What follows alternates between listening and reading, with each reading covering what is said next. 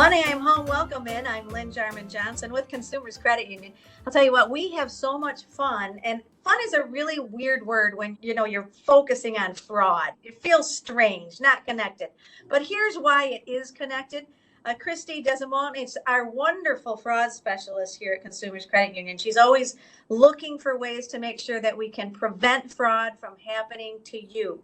And it truly has become such a fun topic.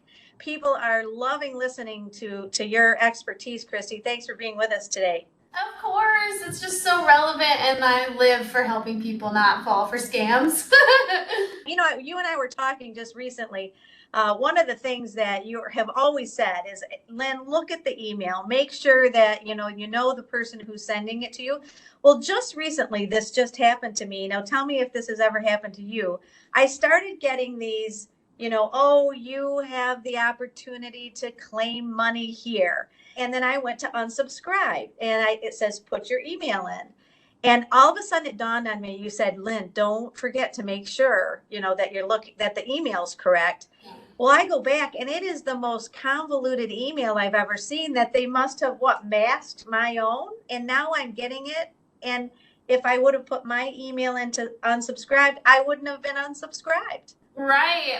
And sometimes companies like Google, and even here at Consumers, you can report them as a scam or phishing email instead of hitting unsubscribe, because you never know what is connected to that unsubscribe link. So it could be like, I'm employing some type of malware to your computer because you're hitting unsubscribe and you're entering your real email address. So if you're using Google Mail or some other type of email provider, they a lot of times are able to report it as a scam or abuse instead of clicking the unsubscribe. So that may be the better route to go. Oh, that is awesome. Thank you so much. I will absolutely do that now. See what I learned just like that? That's love learning. These podcasts are so highly listened to because you truly do have such great content. So tell us a little bit about what you want to talk about today. Anything happening out there? Yeah, so we're going to talk about the concept of being a money mule. So we have started to notice a trend with, cryptocurrency and wire fraud, that people are being considered a money mule, which means that... And you're talking like mule, M-U-L-E, money yes, mule. Yeah, okay. So mules, they pull a lot of heavy things and they move things from place to place, and that equates to moving money from place to place. So fraudsters will move money from someone else's account into yours and then say, hey, send it out via Bitcoin back to me, so that they can continue to make the trail harder and harder to find the funds when someone realizes that it's fraud. Wow. How do you even get started in something like that? Yeah, a lot of times it's, hey, I need some help. I will help you pay your bills. So if you can keep a little bit and then move a little bit for me, that'd be great. Or it equates to, hey, we're investing this money and we're helping you out. You're going to see so much more money in return. Or a lot of times people are just like, isn't this normal? It's a friend of mine that I've known forever on the internet, and I just help them move money from place to place, when in reality it is being a money mule, which translates to a fraudulent transaction. So what happens if all of a sudden you're suspecting this just doesn't feel right? And, right now, the economic uncertainty that's happening to all of us, does that make this happen more frequently? I think it does, but also being a money mule has been around for a while. So it's an easy way to hide the trail of money if a fraudster is trying to do that. So most likely at the end of the trail, they want it all out in cash, because once it's out in cash, it is completely untraceable. So they do these multiple transactions with multiple different people to try to make it harder for law enforcement and agencies to find where they took the funds to and from. Wow. Now, because of Bitcoin, this is something that has come up so often, and you hear now about scams that are happening with Bitcoin. Is that similar to the scams that happen to anyone who says, hey, put your money here and I'm going to guarantee you this rate of return?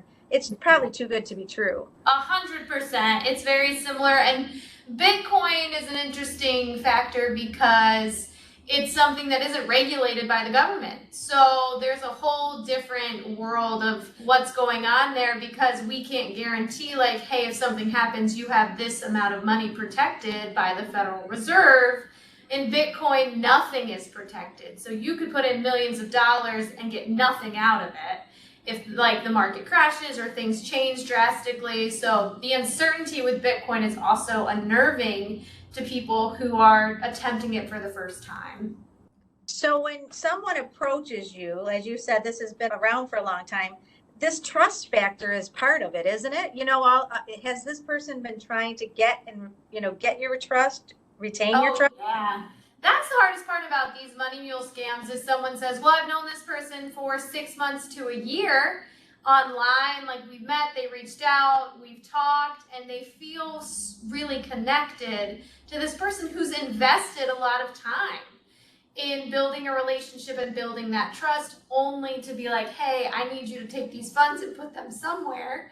You're like, okay, I'll do it, we're friends, like I trust you, and we have to come and say, hey, like, unfortunately, this person does not have your best interest at heart, and this is kind of what this scam is. So sometimes it can be difficult for members to hear that because they've built a relationship with this person.